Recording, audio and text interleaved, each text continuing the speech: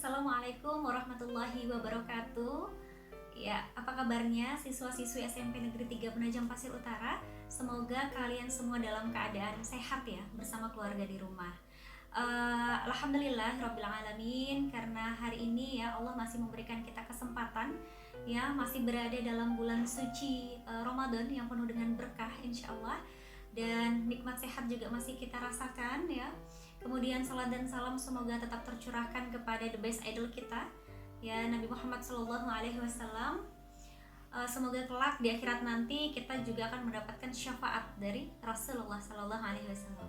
Ya, adik-adik sekalian, hari ini merupakan hari terakhir dari rangkaian pesantren Ramadan ya di SMP Negeri 3 Penajam Pasir Utara. Walaupun keadaannya ya kita masih melakukan pesantren Ramadan secara daring atau secara online, semoga ini tidak mengurangi rasa semangat adik-adik semua untuk tetap bertolabul ilmi ya, dan mengikuti kegiatan Ramadan ini dengan penuh kegembiraan ya, dengan penuh kebahagiaan. Nah, kemudian untuk hari ini Ibu diamanahkan untuk menyampaikan tema materi ya yang bertemakan problematika remaja dan solusinya. Ya, kalau membahas tentang problematika berarti kita membahas tentang sebuah masalah. Ya. Masalah-masalah remaja sebenarnya kalian lebih mengetahui gitu ya. Karena apa? Kalian pasti merasakan itu. Ya, baik itu mungkin kalian perhatikan di sekeliling kalian terjadi permasalahan remaja yang begitu banyak, atau mungkin bahkan diri kalian sendiri mengalaminya. Ya kan? Nah, permasalahan-permasalahan itu terjadi adik-adik ya, yang begitu banyak, mungkin bisa kalian sebutkan satu persatu ya dalam hati kalian, atau bahkan kalian berbicara di depan HP kalian saat ini ya. Permasalahan yang begitu banyak ya, biasanya apa? Pergaulan bebas yang mengakibatkan hamil di luar nikah ya, sehingga banyak tuh di KUA ya yang daftar itu semuanya di bawah umur ya, yang daftar nikah itu semuanya di bawah umur. Karena apa? Pergaulan bebas tadi, salah bergaul. Kemudian selanjutnya apa? Narkotika, narkoba yang merusak gitu kan. Kemudian apalagi tawuran ya, yang berhubungan dengan kekerasan ya. Kemudian yang paling penting lagi nih, yang sudah menjamur ya, menjamur sekali di kalangan remaja adalah penggunaan gadget. Jadi penggunaan gadget ini bahkan tidak hanya di remaja ya, tapi seluruh gitu, seluruh tingkatan manusia gitu ya, dari anak-anak gitu kan, remaja, dewasa, bahkan orang tua gitu, sudah terkontaminasi gitu ya dengan penggunaan handphone yang dilakukan secara terus-menerus gitu. Dan harapannya kita mampu ya untuk mengontrol itu semua. Boleh menggunakan handphone, tetapi kita harus butuh batasan-batasan sehingga kita tidak terlalu larut gitu ya dalam penggunaan handphone, sehingga kita melupakan tugas-tugas kita sebagai seorang muslim ya, kewajiban kita sebagai seorang hamba Allah gitu ya. Akan menjadi maksiat handphone itu ya ketika kita menggunakannya terlalu berlebihan ya. Akan jadi maksiat ketika kita menggunakan handphone sampai lupa ya, lupa akan sholat ya, lupa akan ibadah-ibadah kita gitu ya. Bahkan kita dengan menggunakan handphone terlalu lama, kita sudah lupa atau menzolimi diri kita sendiri, lupa mandi, lupa makan dan sebagainya. Nah, ini yang berbahaya adik-adik ya. Nah, tadi kembali kepada permasalahan ya. Jadi permasalahan-permasalahan itu terjadi dikarenakan adalah dia atau seorang remaja ini gitu ya tidak memahami tujuan hidupnya ya. Jadi dia hanya merasa bahwa saya hidup di dunia ini hanya untuk happy, untuk senang-senang gitu. Coba sekarang jawab deh pertanyaan ibu ya. Tujuan hidup kita itu apa sih? Ya, tujuan hidup kita berpikir, apalagi belajar, berkarya, berprestasi, senantiasa berbagi, apalagi bahkan kita harus meraih sukses. Jangan sampai kita hidup kita nggak jadi sukses gitu ya. Kita harus meraih sukses gitu. Suksesnya apa? Sukses di dunia dan sukses di akhirat gitu. Itu yang paling penting. Nah, yang selanjutnya ada yang paling penting lagi gitu ya, tujuan hidup kita. Apa itu? Yaitu beribadah kepada Allah ya. Beribadah. Yang paling penting adik-adik adalah ketika kita menjadi seorang remaja, maka membiasakan diri untuk melakukan hal-hal yang baik itu begitu sulit biasanya, ya, sangat sulit gitu. Jadi harus butuh keterpaksaan, ya. Kalau nggak dipaksa itu nggak bakal bisa, ya. Termasuk yang ibu garis bawahi di sini adalah kalau mau hidup kalian baik, maka perbaiki sholat kalian, ya. Maka ibu garis bawahi di sini adalah sholat, masalah sholat. Jangan sampai ya kalian itu bolong-bolong sholatnya, ya. Jadi sholat itu merupakan rukun Islam kedua. Kalau kita ibaratkan rukun Islam itu sebagai rumah, ya, di mana syahadat merupakan pondasinya, kemudian sholat sebagai tiangnya, puasa sebagai atapnya, kemudian zakat sebagai pintunya, ya, kemudian isi-isi di dalamnya seperti mungkin kulkas atau mesin cuci, TV dan sebagainya, isi-isinya itu merupakan naik haji bila mampu. Maka jika gitu ya kita ingin membangun rumah, kita sudah syahadat nih, kemudian kita setiap bulan puasa, kita juga puasa gitu ya, setiap Ramadan kita puasa karena orang-orang lain puasa, tapi kita tidak melaksanakan sholat, ya. Pondasi sama atapnya ada, tapi bisa nggak jadi rumah? Atapnya itu nggak bisa di atas kalau tidak ada tiangnya gitu kan. Nah, jadi butuh sekali yang disebut dengan sholat tadi. Jadi harus melaksanakan ibadah sholat, ya. Coba janji deh, mulai dari diri sendiri. Janji dalam diri sendiri, wahai Allah, mulai Ramadan ini, gitu ya, saya berjanji untuk merubah sifat saya, untuk merubah perilaku saya. Saya nggak mau lagi sholatnya bolong-bolong. Mulai hari ini, Ramadan 1442 Hijriah ini, saya mau sholat 5 waktu. Coba tanamkan itu. Betapa luar biasanya nanti kedua orang tua kalian mendengar itu, ya. Orang tua kalian tuh akan bahagia melihat anaknya sholat 5 waktu, ya. Mohon ya diterapkan ini ya. Oke. Jadikan Ramadan ini sebagai batu lompatan kalian untuk berubah menjadi yang lebih baik. Maka nanti setelah Ramadan kalian betul-betul keluar menjadi orang yang la'allakum tattaqun, ya, menjadi orang-orang yang bertakwa, ya. Amin ya rabbal alamin. Nah, lanjut adik-adik. Kenapa ibu terlalu mengedepankan sholat? Karena sholat ini nanti adalah amalan yang paling pertama kali dihisab, ya. Jadi nanti ketika di yaumil akhir nanti, ya, yaumil hisab nanti, hari perhitungan, maka yang pertama kali itu dilihat adalah sholat kita. Kalau sholat kita bagus, maka semua amalan yang lain akan diperhitungkan. Tapi kalau sholat kita tidak bagus, maka sebesar apapun amalan-amalan yang kita punya, gitu ya, sedekah misalkan setiap hari, ya, kemudian senantiasa membantu orang yang lagi susah, tapi kalau kita tidak sholat, maka amalan yang lain itu tidak akan ternilai atau tidak akan ada gunanya. Nah, begitu, ya. Oke. Yang selanjutnya, adik-adik, setelah kita memperbaiki ruhiyah kita tadi, ya, hubungan kita dengan Allah, ibadah kita dengan Allah, maka sebagai seorang pelajar muslim gitu ya, yang baik, haruslah kita memperbaiki akhlak kita, ya. Yang paling ibu tekankan di sini adalah bagaimana seorang perempuan, ya, seorang muslimah bisa menjaga dirinya, bisa berpakaian yang rapih, bisa berpakaian yang menutup aurat. Ya, ibu fokus pada yang perempuan dulu nih, ya. Jadi kalau misalkan ibu ibaratkan ya, ada 2 permen yang taruh di luar ruangan, ya, di ruangan di luar ruangan, ya, di tempat terbuka gitu. Satunya ibu buka permennya, satunya ibu masih dalam keadaan terbungkus gitu. Nah, kemudian yang satunya yang sudah terbuka tadi sudah dihinggapi lalat, semut gitu ya, hewan-hewan yang lain sudah hinggap gitu. Yang terbungkus tadi masih rapi gitu ya, masih bagus gitu. Kemudian ibu berniat untuk menjualnya. Kira-kira yang akan laku yang mana? Ya, dan yang akan diabaikan yang mana? Yang akan diabaikan adalah yang sudah terbuka, dan yang akan laku adalah yang masih tertutup.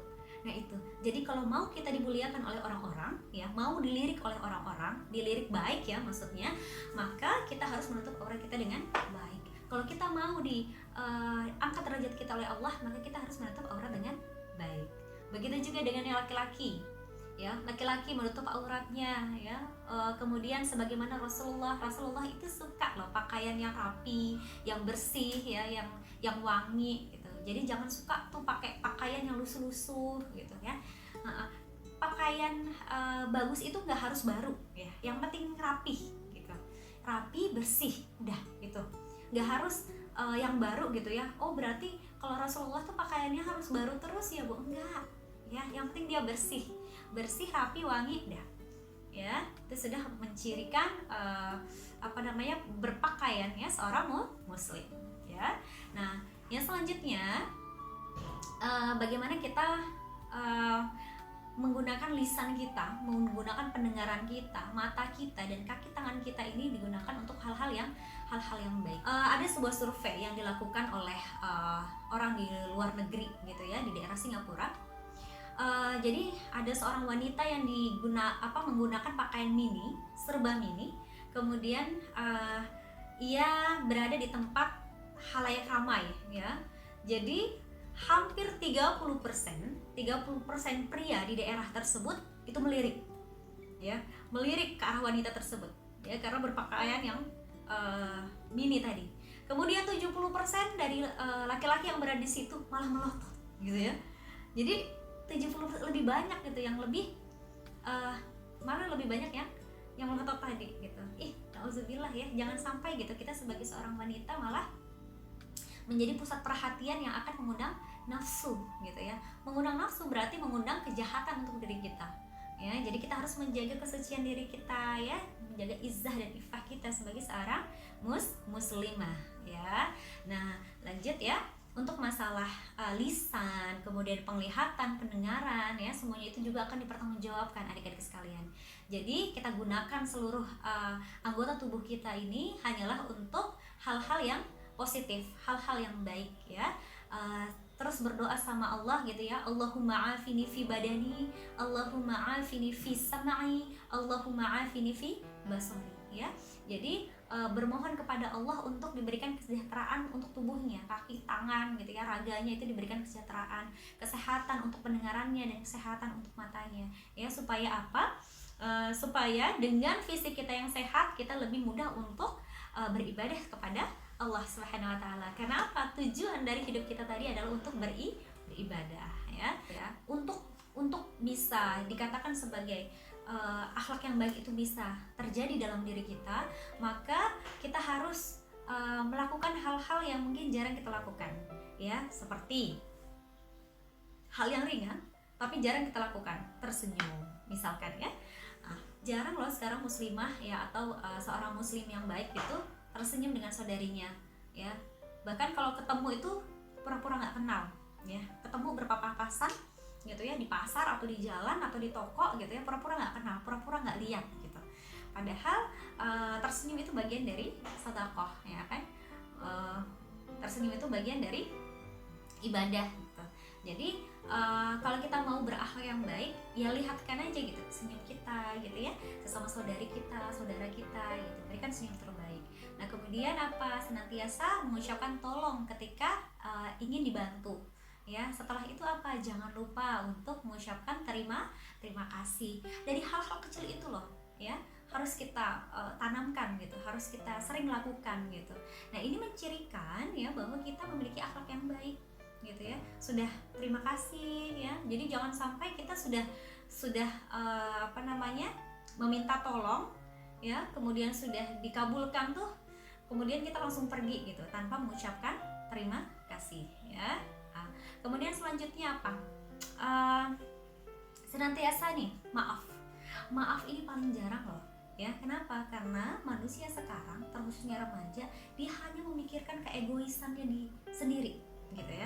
Jadi maaf itu nggak ada di kamusnya gitu kan ya. Pokoknya kamu yang salah, hanya berusaha untuk menuduh gitu ya, hanya berusaha untuk menuduh, tetapi tidak ada kata maaf, tidak ada yang berani memulai untuk meminta maaf. Padahal apa, orang yang meminta maaf pertama kali itu adalah orang yang sebenarnya sebagai seorang pemenang sebenarnya ya. Jadi kalau misalkan mau dikatakan sebagai pemenang gitu ya, maka harus rajin dalam meminta maaf ya. Adik-adik, jika kita tadi sudah membahas ya tentang bagaimana akhlak yang baik ya, kemudian ibadah yang baik, bagaimana ruhiyah kita bentuk adik-adik sehingga kita benar-benar menjalankan segala aktivitas itu bernilai ibadah kemudian akhlak kita juga menjadi akhlak-akhlak ciri khas dari seorang muslim, maka insya Allah ya hubungan kita dengan manusia, hablum minan nas kita akan menjadi baik juga. Ya, contoh hubungan kita dengan seorang ibu bapak di rumah atau keluarga di rumah ya. Kalau kita sudah punya pondasi yang baik ya, kita dibentuk oleh orang tua kita didesain oleh orang tua kita menjadi seorang anak yang soleh solihah, maka insya Allah kita tidak akan pernah membantah ya kepada orang tua, kita tidak akan pernah menjadi anak yang durhaka ya. Jadi untuk adik-adik semua ya yang ada di rumah saat ini, muliakanlah kedua orang tua kalian ya. Jadi jangan sampai nih menjadi anak yang pembangkang ya, menjadi anak yang durhaka gitu. Jangan sampai kita berkata saja itu sudah dosanya, alhamdulillah adik-adik gitu ya. Nah, ya. Jadi yang perlu kita lakukan adalah terus ya birrul walidain, terus berbakti kepada kedua orang tua, terus didoakan orang tuanya ya. Nah, terlebih khusus ibu. Kenapa? Karena ibu itu dikatakan Rasulullah itu sampai diucapkan 3 kali gitu ya. Siapa yang harus engkau hormati siapa yang harus aku hormati gitu ya. Ya Rasulullah, kemudian Rasulullah menjawab ya ummuka ya 3 kali ya, mengatakan ibumu baru bapakmu ya. Kenapa harus 3 gitu ya? Kenapa sih wanita itu derajatnya 3 kali daripada bapak ya? Kenapa ibu itu derajatnya 3 kali daripada bapak? Karena ibu mulah yang bisa mengandung. Bapak bisa nggak mengandung? Nggak bisa kan? Nah jadi gitu. Ibu mengandung kita. Setelah mengandung apa? Dia melahirkan. Nggak mungkin kan ada yang hadir ke dunia ini tiba-tiba dari langit jatuh, nggak ada.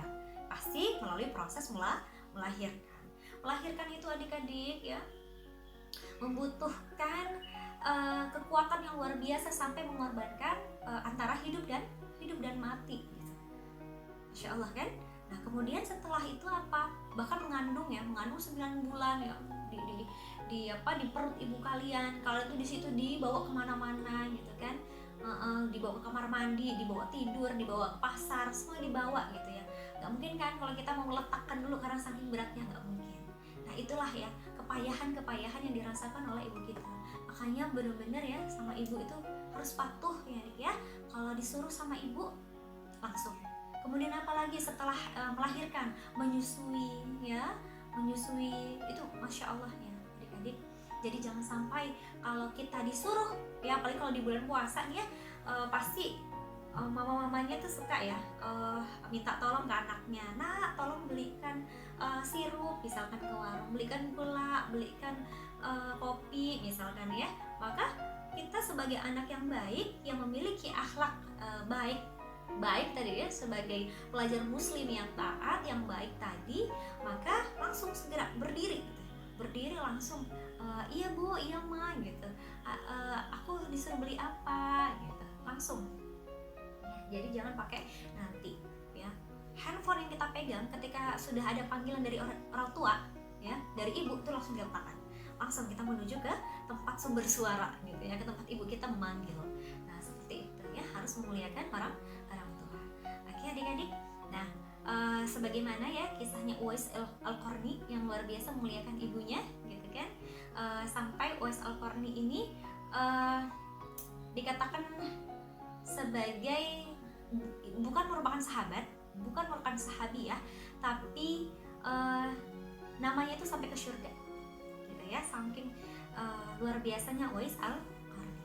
Kemudian yang selanjutnya adalah kepada guru ya. Jadi kalau tadi kepada orang tua juga harus taat gitu ya. Kepada guru sebagai orang tua kedua kita juga harus taat gitu ya. Jadi kalau diperintahkan tuh silahkan kerjakan soal ini di e-learning, langsung dikerjakan, nggak usah tapi nggak usah pakai nanti gitu ya, langsung. Kenapa? Luar biasa loh guru kalian adik-adik, mereka tidak melahirkan kamu ya, mereka juga tidak membesarkan kamu, dan dia bukanlah merupakan ibu kandung kamu. Dia juga punya keluarga sendiri, ya kan? Dia juga punya anak-anak yang harus diurus. Tetapi karena mencintai kalian sebagai seorang siswa, sebagai seorang anak juga bagi mereka, mereka mengorbankan nih bagaimana caranya saya harus mengatur waktu untuk keluarga di rumah dan anak-anak saya di sekolah. Ya, jadi luar biasa loh perjuangan seorang guru. Bahkan ya seorang guru ya itu mendatangi siswanya itu sampai ke rumahnya gitu. Kenapa? Karena lama banget sudah tidak ada kabar ya. Orang tua nggak dikabarin itu gimana sih dia rasanya? Was-was ya, ada apa ya dengan anak saya, apa yang terjadi dengan anak saya. Nah, ini yang dilakukan oleh guru-guru di SMP Negeri 3 Penajam Pasir Utara, mencintai kalian dengan sepenuh hati gitu ya, yang harus mampu berbagi antara keluarga yang sesungguhnya dan anak-anak peserta didik yang mereka juga cintai gitu. Jadi mohon ya kepada seluruh siswa ya SMP Negeri 3, jangan sampai gitu ya kita memantik kemarahan guru kita, jangan sampai kita berbuat yang tidak baik kepada guru kita gitu ya. Jadi ketika ada perintah apapun ya, mengerjakan tugas langsung segera dikerjakan. Oke, semangat ya tugas-tugasnya ya. Ibu mohon segera dikerjakan, yang masih nunggak ya segera dikerjakan. Kenapa? Karena guru itu peduli dengan kalian, karena kalian ini adalah cikal bakal ya yang akan meneruskan ya, menjadi generasi penerus gitu. Jadi generasi penerus yang mungkin akan nanti memimpin sekolah ini gitu, sekolah SMP Negeri 3, atau mungkin bahkan menjadi guru-guru di SMP Negeri 3. Nah, kemudian selanjutnya adalah bagaimana hubungan kita dengan sahabat, dengan kerabat kita ya. Jadi kalau misalkan kita bersahabat ya, ta'arif ya, atau ta'aruf, yaitu saling mengenal. Paling tidak kalau mengenalkan adalah wajahnya kita harus tahu dulu gitu ya. Kalau sudah wajah baru kita akan lihat menanyakan namanya ya, namanya siapa, tinggal di mana ya, itu cara berkenalan. Setelah itu tingkatan yang kedua itu adalah tafahum ya. Tafahum itu kita memahami karakter teman kita, sahabat kita. Oh, teman kita ini orangnya sensitifan, jadi jangan jangan menyakiti hatinya gitu ya, jangan berbicara sembarangan. Oh, teman kita ini orangnya humoris, ayo dong kita sama-sama juga menjadi orang yang humoris. Jadi kita harus paham dengan orang-orang atau sahabat-sahabat yang kita miliki, yang dekat dengan kita. Setelah kita pahami, baru namanya ta'awun ya, saling tolong menolong ya satu sama lain ya. Ada temannya kesulitan, silahkan ditolong ya. Nah, kemudian yang terakhir adalah ini tingkatan yang paling tinggi adik-adik, yaitu itsar. Itsar itu adalah kita mengorbankan apa yang kita miliki demi sahabat kita gitu. Misalkan kita suka dengan sesuatu ya, suka dengan kita punya pulpen kesukaan gitu. Pulpen kesukaan kita itu kita simpan, pokoknya kita sampai jarang pakai gitu, saking sukanya. Kita cuma pengen dijadikan pajangan gitu. Tapi ternyata ada teman kita juga yang suka. Kalau kita benar-benar best friend forever nih ya sama teman kita itu, harusnya kita sudah sampai pada tingkatan itsar. Kita sudah harus mendahulukan gitu kepentingan saudara kita daripada kita. Jadi kalau ada teman kita yang suka, mau kah gitu ya. Jadi kita memberi kepada sahabat kita itu, maka itu sudah tingkatan tertinggi ya.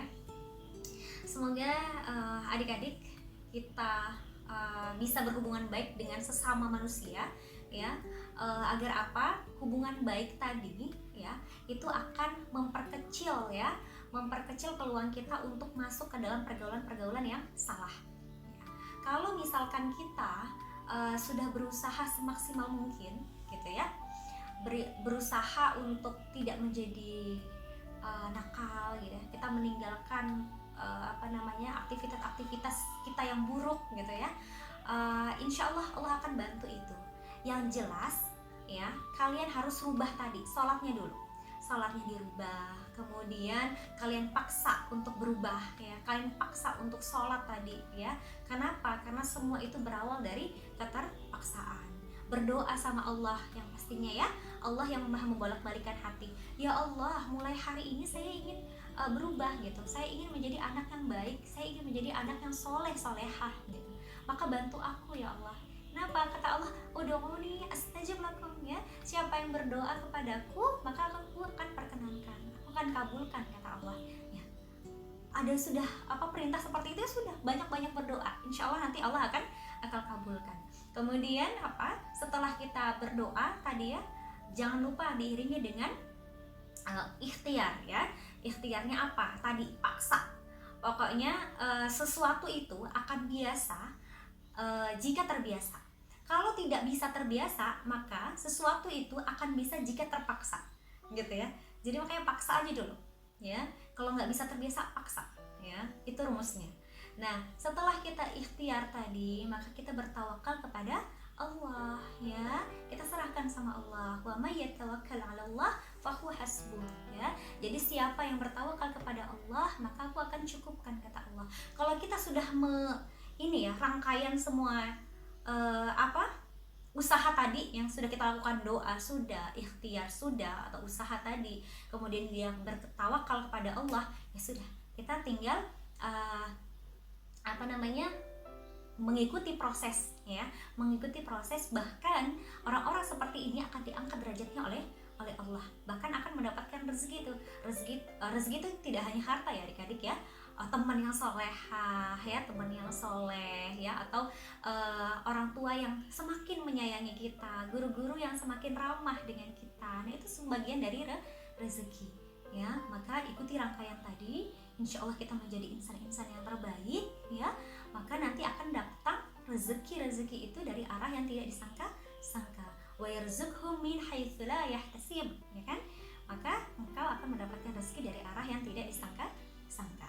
Oke, ya insya Allah itu ya, semoga kita bisa membawa diri kita ya menjadi lebih baik lagi, menjadi remaja yang benar-benar produktif ya, menggunakan waktunya dengan baik ya, kemudian senantiasa menggunakan seluruh indera di tubuhnya itu hanya untuk mendapatkan keridhaan Allah ya, tujuannya adalah ibadah kepada Allah Subhanahu wa taala. Maka insya Allah nantinya ya kita akan menjadi orang yang sukses. Jadi sukses itu tidak tunggu nanti kita mau jadi presiden. Sukses itu tidak tunggu kita menjadi apa yang kita cita-citakan. Enggak, sukses itu mulai dari sekarang. Kalian menjadi anak yang soleh-solehah, berarti kalian menjadi anak yang sukses di depan orang tua kalian. Kalian hari ini bisa mengerjakan seluruh tugas-tugas yang diberikan oleh guru, berarti kalian sukses menjadi seorang siswa. Hari ini kalian menjadi sahabat terbaik untuk teman kalian, berarti kalian sukses menjadi seorang sahabat ya. Jadi itu, sukses itu tidak tunggu nanti tapi ya, tidak tunggu nanti ya, tetapi mulai dari saat ini ya. Jadi desain sukses kamu mulai dari hari ini ya adik-adik ya. Oke, insya Allah cukup ya yang ibu sampaikan pada hari ini.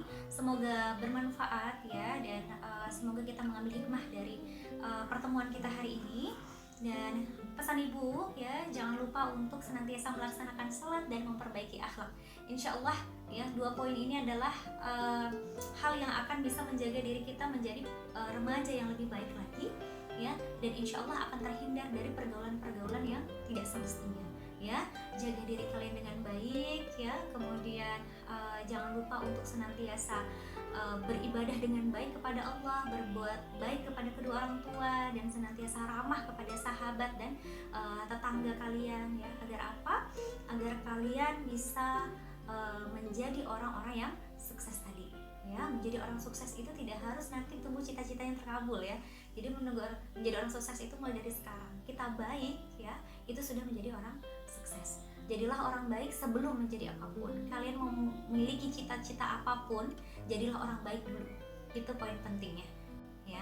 Insya Allah cukup dari ibu. Afwan minkum, semoga bermanfaat untuk pertemuan hari ini ya. Kita sama-sama berdoa kepada Allah Subhanahu wa taala, semoga kita senantiasa dilindungi oleh Allah ya, diberikan senantiasa kesehatan, dijauhkan dari penyakit-penyakit yang berbahaya ya.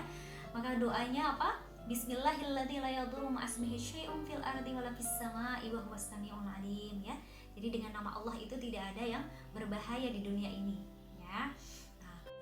Jadi ibu akhirin, dan wal qalami wa ma yasturun, demi pena dan apa-apa yang dituliskan. Assalamualaikum warahmatullahi wabarakatuh.